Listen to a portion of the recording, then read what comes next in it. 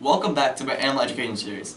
And today I'm going to do something a little bit different. I want to tell you guys about my multi-species frog and toad enclosure I have here in my house. So right here I have two great tree frogs. I have Star up here, and down here underneath the wood I have Sheldon. I have another great tree frog in the enclosure named Leonard, but he's a bit jumpy right now. I'm still kind of working with him, so I just left him in there.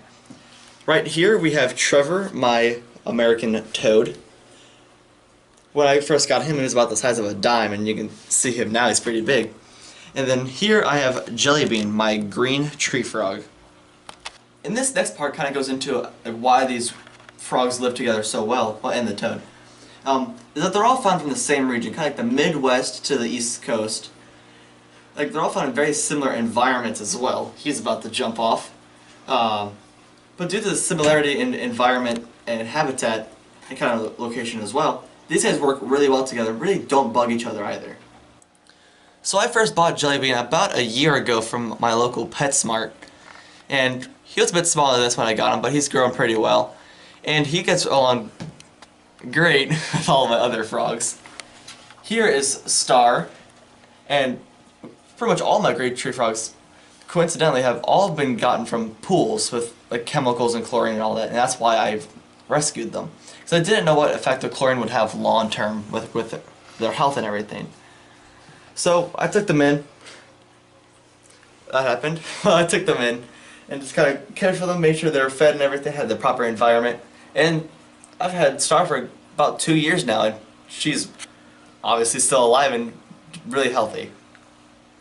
And then over here I have Trevor the Toad. I actually got him from my school because they were mowing that day and I was worried he was going to get chopped up.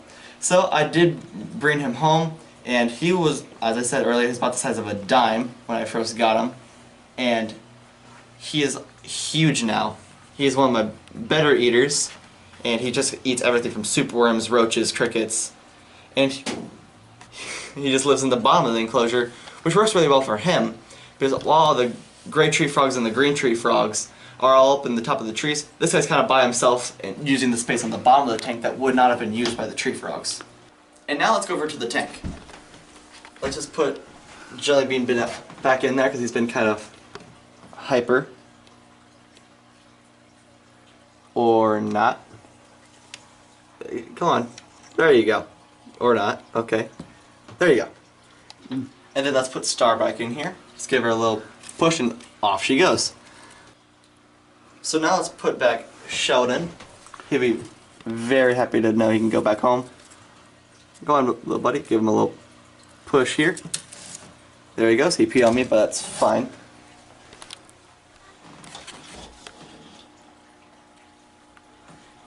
And now let's put Trevor back. But before I put him back, here's a little tidbit information I learned when I was kind of researching what species he was. But to learn like the gender of many toads, you can kind of squeeze them by here, not very hard, but very lightly, and he'll make this little chirping noise. I'll let you listen to that. That's really cool. He peed on me as well, so I'm just going to put him right back in there. He's flipped himself over, but that's fine.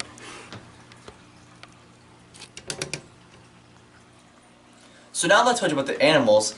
Let me tell you about the enclosure itself. First off, we have tons of maple branches that my dad and I cut up in here. We cut them like so that they fit perfectly and they could be put together to make proper branches and everything. And you can see the frogs are just loving them. Actually, maybe you can't see, but I can see it. And then we took all these artificial leaves from Hobby Lobby and kind of put them on there with like some zip ties and things like that. And it makes it look really natural. We also have a cork background that came with the tank. And the tank is also a 30-gallon tall tank. And it works very well for them. We also have the coconut husk substrate. It works very well. It holds humidity great. And we also put in some of these dried leaves in the fall to kind of make it more natural. In here we also have some bromeliads, which kind of add to the humidity and the overall natural look of the enclosure. We have this log in the background here for the toad.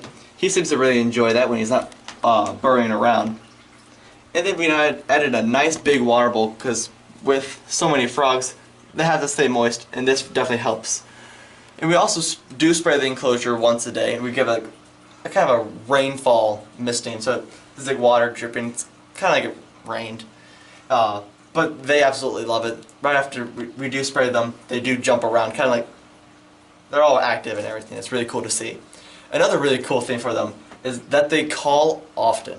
Every morning, or like when we're running like the vacuum cleaner or something, they start chirping away, and it's really a great way to start your day, or just to kind of brighten up the day if like, you weren't having such a good one. And finally, we have the lights. We have a dual dome setup, and with a night bulb and a UVB bulb.